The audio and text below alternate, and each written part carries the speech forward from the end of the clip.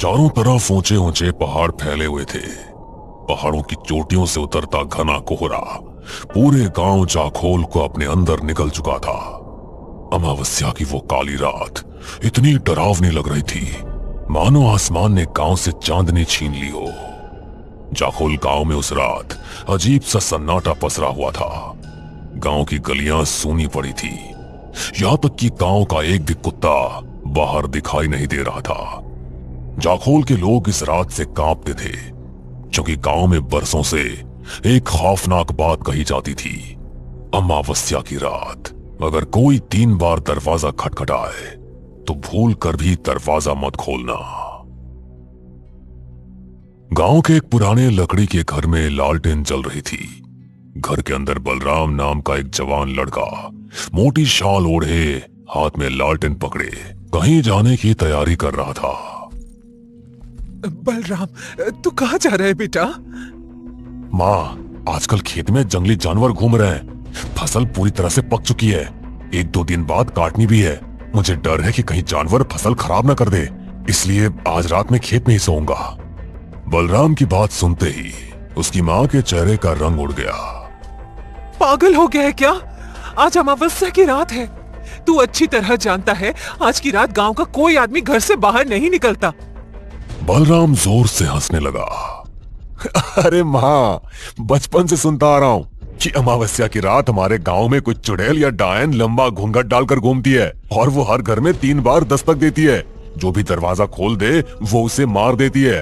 अब तो मुझे ये कहानी सुनकर हंसी आने लगी है। मुझे तो लगता है गांव में किसी ने जानबूझकर ये डर फैला रखा है। अमावस्या की रात कोई आदमी मजे लेने के लिए घर घर जाकर दस्तक देता होगा और गांव वाले डर जाते होंगे। बलराम अभी अपनी बात पूरी भी नहीं कर पाया था कि तभी ठक ठक ठक अचानक घर की कुंडी खटखटाने की आवाज गूंजी। आवाज सुनते ही बलराम चुप हो गया। उसकी मां की आंखों में डर उतरने लगा। कुछ पल तक घर के अंदर मौत जैसा सन्नाटा छाया रहा। फिर दोबारा ठक ठक ठक। इस बार आवाज पहले से ज्यादा भारी और डरावनी थी।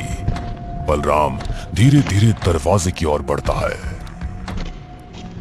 बलराम, दरवाजा खोलने की गलती मत करना। तभी तीसरी बार कुंडी खटखटाई गई। बलराम ने झटके से अपनी मां का हाथ छुड़ाया और तेजी से दरवाजा खोल दिया। बाहर घना कोहरा फैला हुआ था। घर से कुछ दूरी पर एक औरत खड़ी थी। उसने लंबा घूंघट डाल रखा था। उसके पैरों में भारी पायलें थी जो ठंडी हवा के साथ धीमे धीमे चनक रही थी। कौन हो तुम? तभी बलराम के कानों में एक भारी और सड़ी हुई आवाज गूंजी। अगर मेरे पैर देख लेता तो ये सवाल नहीं करता। बलराम की नजर जैसे उसके पैरों पर गई, उसके डर से रोंगटे खड़े हो गए, क्योंकि उस औरत के पैर उल्टे थे। तभी तेज हवा का एक भयानक झोंका उठा। हवा घूंघट वाली स्त्री से टकराई और उसका घूंघट धीरे धीरे ऊपर उठ गया। बलराम की आंखें फटी की फटी रह गई। घूंघट के अंदर एक औरत का भयानक चेहरा था। उसका चेहरा सड़ा हुआ और चौड़ा था। उसकी आंखों की पुतलियां पीली थी। उसके लंबे पीले दांतों से सड़ी हुई दुर्गंध निकल रही थी। उसके नाखून किसी खूंखार जानवर की तरह लंबे और नुकीले थे। बलराम डरकर पीछे हटने लगा, लेकिन अगले ही पल हवा की रफ्तार से उसका शरीर खुद ब खुद उस घूंघट वाली औरत की तरफ खिंच गया और उसने अपना भयानक हाथ बलराम के गले पर रख दिया। बलराम जोर जोर से चीखने लगा। अगले पल उस औरत ने बलराम को लगभग 10 फीट हवा में ऊपर उछाल दिया। बलराम जोर से जमीन पर गिरा। धड़ा! गिरते उसके हाथ पैर पूरी तरह टेढ़े हो गए। उसका शरीर दर्द से तड़पने लगा। अगली सुबह पूरे गांव में दहशत फैल चुकी थी। गांव के चौराहे पर बलराम की लाश पड़ी थी। गांव के लोग दूर खड़े कांपती हुई नजरों से उसकी लाश को देख रहे थे। बलराम की मां अपनी बेटे की लाश से लिपटकर फूट फूट कर रो रही थी।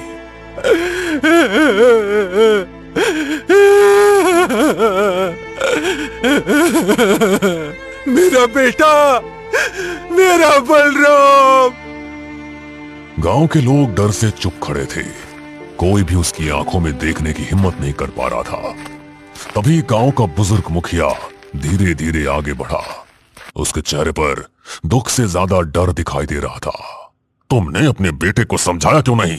उससे दरवाजा नहीं खोलना चाहिए था। बहुत समझाया था मुखिया जी, लेकिन आजकल की पीढ़ी तो आप जानते ही हैं, बुजुर्गों की बातों को मजाक समझती है। मुखिया ने धीरे धीरे बलराम की लाश की ओर देखा। इसे भी नहीं पता होगा कि अपनी भूल की इतनी बड़ी कीमत चुकानी पड़ेगी। तभी अचानक दूर से मोटरसाइकिल की आवाज सुनाई दी। धड़। गांव के बाहर एक मोटरसाइकिल आकर रुकी। बाइक पर दो लड़के बैठे हुए थे। उनमें से एक लड़का नीचे उतरा और चारों तरफ पसरे मातम को देखकर हैरानी से बोला, यहां क्या हुआ है? गांव का मुखिया उसकी तरफ मुड़ा। कौन हो तुम? जी, मेरा नाम अमित है। मैं और मेरा दोस्त हॉन्टेड प्लेसेस और रहस्यमय जगहों पर वीडियो बनाते हैं। इंटरनेट पर आपके गांव जाखोल के बारे में काफी अजीब बातें सुनने को मिली, इसलिए सबसे पहले हम दोनों यहां जांच करने आए हैं। अगर मामला इंटरेस्टिंग लगा तो बाद में अपनी पूरी टीम लेकर आएंगे। मुखिया की आंखें अचानक गंभीर हो गई। तो फिर इस लाश को देख लो, सब पता चल जाएगा कि जाखोल गांव की डरावनी कथाएं सच है या झूठ। अमित धीरे धीरे बलराम की लाश के पास पहुंचा। जैसे उसकी नजर बलराम के टेढ़े पड़े हाथ पैरों और डर से जमी आंखों पर पड़ी, उसका शरीर कांप उठा। इसे किसने मारा? मुखिया ने डरावनी आवाज में जवाब दिया। उसी ने जो हर अमावस्या की रात हमारे गांव के हर घर के दरवाजे पर 3 बार दस्तक देती है और गलती से अगर कोई दरवाजा खोल दे उसे मार डालती है। अमित की आंखों में डर उतरने लगा। कौन है वो? चुड़ैल है, डायन है या पिशाचिनी, कोई नहीं जानता। बस इतना जानते हैं उसके पैर उल्टे हैं, उसके नाखून जानवरों जैसे हैं और उसका चेहरा इतना भयानक है कि शब्दों में बताया नहीं जा सकता। अमित के चेहरे का रंग उड़ चुका था। लेकिन आपने कभी ये जानने की कोशिश नहीं की कि आपके गांव में ऐसा क्यों होता है? मुखिया कुछ पल चुप रहा। ठंडी हवा बहने लगी। इसके पीछे 50 साल पुरानी घटना जुड़ी हुई है, लेकिन अभी तुम्हें बताने का सही समय नहीं है। हमारे गांव में गम का माहौल है, यहां से चले जाओ। अमित ने डरे हुए चेहरे से अपने दोस्त की तरफ देखा और अगले ही पल दोनों जल्दी से मोटरसाइकिल पर बैठे और वहां से निकल गए। कुछ देर बाद पूरे गांव के बीच बलराम का अंतिम संस्कार कर दिया गया। लकड़ियों में जलती आग के साथ गांव वालों के चेहरों पर डर और गहरा होता जा रहा था, क्योंकि वे जानते थे अगली अमावस्या फिर आएगी। दूसरी तरफ दिल्ली शहर की चमचमाती रोशनी के बीच पूजा नाम की एक लड़की अपने फ्लैट में बैठी मोबाइल पर वीडियो देखने में व्यस्त थी। मोबाइल की स्क्रीन पर वही यूट्यूबर अमित जाखोल गांव की कहानी बता रहा था। तभी दरवाजा खुला और अंदर आया अतुल। अतुल पूजा का क्लासमेट था, हंसमुख, बेफिक्र और हर चीज का मजाक उड़ाने वाला। अतुल मुस्कुराते हुए पूजा के सामने बैठ गया। अरे आखिर ऐसा क्या देख रही हो मोबाइल पर कि तुम्हें पता ही नहीं चला कि मैं यहाँ आ चुका हूँ? पूजा ने मोबाइल बंद कर दिया। रियली आजकल लोगों को हो क्या क्या है? इतनी बकवास वीडियो बनाते हैं और ऊपर से उन पर इतने व्यूज भी आ जाते हैं। अतुल हंस पड़ा। अरे ऐसा क्या देख लिया तुमने? एक यूट्यूबर की वीडियो देख रही थी, जाखोल गांव के बारे में बता रहा था। बोल रहा था कि हर अमावस्या की रात वहां कोई औरत गांव के हर घर में 3 बार दस्तक देती है और जो भी दरवाजा खोल देता है अगली सुबह जिंदा नहीं बचता। ये सुनते ही अतुल जोर जोर से हंसने लगा। क्या बकवास है ये? ऐसा लग रहा है जैसे तुम किसी डरावनी फिल्म की कहानी सुना रही हो। तभी वहां आर्यन आ गया। आर्यन एक बेहद शांत, समझदार और गंभीर लड़का था। आर्यन और पूजा एक दूसरे से प्यार करते थे। आर्यन मुस्कुराते हुए दोनों के पास बैठ गया। क्या बात है, किस बात पर इतनी हंसी आ रही है? कुछ नहीं, यूट्यूब पर एक स्टूपिड सी वीडियो देख रही थी। किसी ने जाखोल गांव के बारे में अपलोड किया है। जाखोल गांव का नाम सुनते ही आर्यन के चेहरे की मुस्कान गायब हो गई। उसकी आंखों में अचानक गंभीरता उतर आई। कैसा वीडियो? वही कि गांव में हर अमावस्या की रात कोई चुड़ैल या पिशाचिनी हर घर में 3 बार दस्तक देती है और जो दरवाजा खोल दे उसे मार देती है। और 2 दिन पहले ही उसने गांव की एक लड़की को मार डाला। अतुल फिर हंसने लगा। अरे कितनी अजीब बात है, एक डायन गांव वालों को मार रही है और पुलिस हाथ पर हाथ रखकर बैठी हुई है। लेकिन आर्यन नहीं हंसा। उसका चेहरा डर से सख्त पड़ चुका था। अगले ही पल वो तेजी से वहां से चला गया।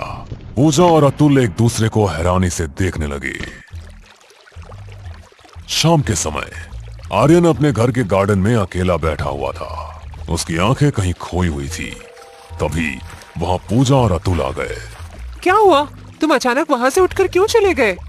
जाखोल गांव के बारे में तुम जो वीडियो देख रही हो उसका मजाक मत उड़ाओ। तुम शायद नहीं जानती, मैं उसी गांव का रहने वाला हूं। ये सुनते ही अतुल चौंक गया। क्या तुम जाखोल गांव के रहने वाले हो? आर्यन ने गहरी सांस ली और दोनों की तरफ देखने लगा। सुनो, उस यूट्यूबर ने जो बताया है, बरसों से हमारा गांव उसी खौफ में जी रहा है। गांव वालों की मान्यता है कि अमावस की रात कोई 3 बार दस्तक देती है और जो भी दरवाजा खोलता है वो मर जाता है। बचपन से इसी डर की वजह से माँ और पिताजी ने मुझे मामा जी के घर भेज दिया और फिर कभी गांव नहीं बुलाया। मुझे आज भी गांव वालों की वो डरे हुए चेहरे याद आते हैं और माँ पिताजी की आंखों में आंसू। आज भी जब मैं घर आने की बात करता हूँ, माँ मना कर देती है। आर्यन, चलो मान लिया कि बचपन में तुम गांव में रहते थे, इसलिए तुम्हारी सोच वैसी हो सकती है। लेकिन अब तुम शहर में बड़े हुए हो, क्या तुम अभी भी इन बकवास बातों पर यकीन करते हो? पूजा सही कह रही है यार, ऐसा नहीं हो सकता। ये सब सिर्फ फिक्शन मूवीज में होता है, वो भी हॉरर फिल्मों में। आर्यन दोनों को देखने लगा। सच कहूं तो मुझे भी समझ नहीं आता कि क्या सच है और क्या झूठ। कभी कभी मुझे भी ये सब बकवास लगता है, लेकिन फिर सोचता हूं अगर ऐसा नहीं है तो माँ पिताजी मुझे गांव आने से क्यों रोकते हैं? उन्होंने मुझे मामा जी के घर क्यों भेज दिया? पूजा गहरी सोच में डूब गई। तुम्हारे सवाल का जवाब तुम्हें अपने गांव जाकर ही मिलेगा। आर्यन चौंक गया। क्या मतलब? अतुल हंस पड़ा। अरे सीधी सी बात है, हम तीनों तेरे गांव चलेंगे। लेकिन मैंने अभी बताया ना, माँ हमेशा मुझे गांव आने से मना करती है। पूजा मुस्कुराई। हाँ, तुम हमेशा उनकी बात मान लेते हो। देखो आर्यन, अगर तुम्हारा मुझसे शादी करने का मूड नहीं है तो साफ साफ बता दो। आर्यन चौंक गया। इसमें हमारी शादी की बात कहां से आ गई? बिल्कुल आ गई। तुम कहाँ के रहने वाले हो मुझे पता होना चाहिए। तुम्हारा गांव कैसा है ये भी मुझे पता होना चाहिए।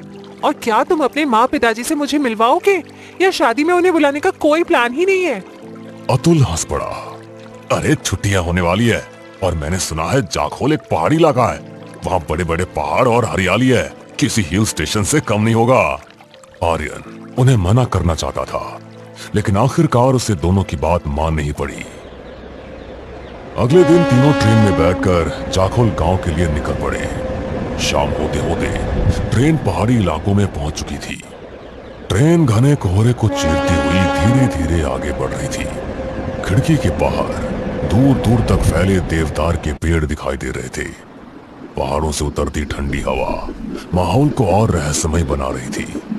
हल्का हल्का कोहरा पटरियों के ऊपर तैर रहा था। यार ये जगह तो बहुत खूबसूरत है, यहाँ तो रहने में मजा ही आ जाएगा। अब देखना होगा आर्यन का गांव और उसका घर कैसा होगा। आर्यन हल्का सा मुस्कुराया। स्टेशन से घर ज्यादा दूर नहीं है, हम लोग पैदल ही चलेंगे। तीनों धीरे धीरे गांव की तरफ बढ़ने लगे। रास्ते के दोनों तरफ घने देवदार के पेड़ खड़े थे। पहाड़ों के बीच से गुजरती पतली सड़क पर हल्का हल्का कोहरा फैला हुआ था।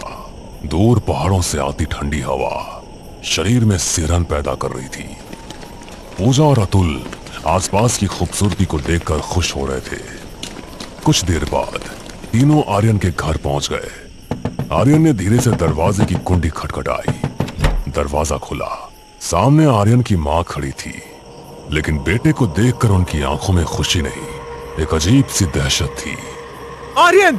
तभी चारपाई पर बैठे उसके पिता की नजर भी आर्यन पर पड़ी। तुम्हें यहां नहीं आना चाहिए था।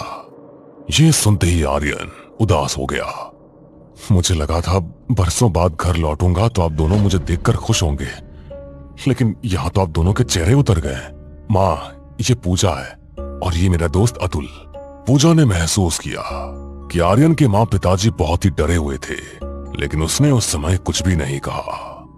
तुम लोग सफर से थक गए होंगे, हाथ मुंह धो लो, मैं खाना लगाती हूँ। कुछ देर बाद सब लोग साथ बैठकर खाना खाने लगे। पहाड़ी खाने की खुशबू पूरे घर में फैली हुई थी। पहाड़ी गांव के खाने की बहुत तारीफ सुनी थी, लेकिन आज पता चला खाना सच में बहुत स्वादिष्ट होता है। तभी आर्यन हल्के से पूजा की तरफ देखकर मुस्कुराया। पूजा, आहिस्ता बोलो, मत भूलो कि तुम इस घर की होने वाली बहू हो। कहीं ऐसा ना हो कि मां शादी से इनकार कर दे।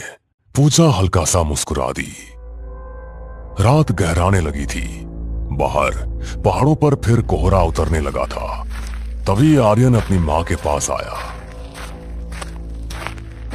मां, मैं दोस्तों को थोड़ा गांव घुमा कर लाता हूं। ये सुनते ही उसकी मां डर गई। पागल हो गए हो क्या? कहीं जाने की जरूरत नहीं है, सुबह का इंतजार करो। रात में बाहर मत निकलो और कल रात बाहर निकलने की सोचो भी मत। पर क्यों? क्योंकि कल अमावस्या की रात है। माहौल अचानक भारी हो गया। आर्यन चुपचाप वापस कमरे में चला गया। अरे यार, सोचा था गांव की ठंडी रात और हवा एंजॉय करेंगे, लेकिन यहाँ तो सब डरे हुए हैं। अगली सुबह आर्यन अपने दोस्तों को गांव घुमाने ले गया। पहाड़ों के बीच बसा जाखोल दिन में बेहद खूबसूरत दिखाई देता था। घने देवदार के पेड़, हल्का हल्का कोहरा और पहाड़ों से उतरती ठंडी हवाएं पूरे माहौल को जादुई बना रही थी। लेकिन इस खूबसूरती के पीछे एक अजीब सा डर छुपा हुआ था। गांव वाले तीनों को अजीब नजरों से देख रहे थे। उनकी आंखों में साफ डर दिखाई दे रहा था। शाम होते ही आर्यन की मां जल्दी जल्दी घर की कुंडी बंद करने लगी। मां, आपने दरवाजा इतनी जल्दी क्यों बंद कर दिया? चुपचाप रहो, कोई सवाल मत करो। बलराम ने भी अपनी माँ की बात नहीं मानी थी और मारा गया। मेरी बात ध्यान से सुनो, कल सुबह अपने दोस्तों को लेकर शहर वापस चले जाना और फिर कभी यहां मत आना। इतना कहकर वो वहां से चली गई। अतुल आर्यन की तरफ देखने लगा, लेकिन उसने कुछ भी नहीं कहा। रात गहरा चुकी थी। बाहर कोहरा और सन्नाटा पहले से ज्यादा डरावना हो चुका था। घर के अंदर तीनों बैठे बातें कर रहे थे। तभी ठक ठक ठक, अचानक दरवाजे पर दस्तक हुई। पूजा चौंक गई। इतनी रात में कौन हो सकता है? फिर दोबारा ठक ठक ठक। इस बार आवाज पहले से भारी था। फिर तीसरी बार ठक ठक ठक। अचानक अतुल के चेहरे का भाव बदल गया। आज दरवाजा खोलकर तुम्हारे गांव वालों का डर खत्म ही कर देते हैं। और वो तेजी से दरवाजे की तरफ बढ़ने लगा। आर्यन की मां कांप उठी। बेटा, दरवाजा मत खोलना। लेकिन अगले ही पल खर, अतुल दरवाजा खोल चुका था। जैसे ही दरवाजा खुला, हवा का भयानक झोंका अंदर घुसा और अतुल का शरीर हवा की रफ्तार से लगभग 4 फुट आगे खींच गया। उसके सामने एक लंबा घूंघट डाले और उसके पैरों में भारी पायली थी और उसके उल्टे पैर धीरे धीरे मिट्टी पर घिसट रहे थे। पूजा की चीख निकल गई। तभी घूंघट वाली स्त्री की गर्दन धीरे धीरे ऊपर उठी और उसकी घूंघट के अंदर से 2 पीली आंखें चमकने लगी। अगले ही पल अतुल का शरीर हवा में ऊपर उठने लगा। अतुल! आर्यन उसे पकड़ने दौड़ा, लेकिन तभी अचानक घर की लालटेन बुझ गई। पूरा घर अंधेरे में डूब गया और उसी अंधेरे में अतुल की दर्दनाक चीख गूंजी। बचाओ! क्या अतुल जिंदा बच पाएगा? आखिर कौन थी वो घूंघट वाली स्त्री? क्यों वो हर अमावस्या की रात 3 बार दस्तक देती थी? और जाखोल गांव के 50 साल पुराने रहस्य का उससे क्या संबंध था? इन सभी सवालों के जवाब जानने के लिए हमारे साथ जुड़े रहिए इस कहानी के अगले भाग में भी।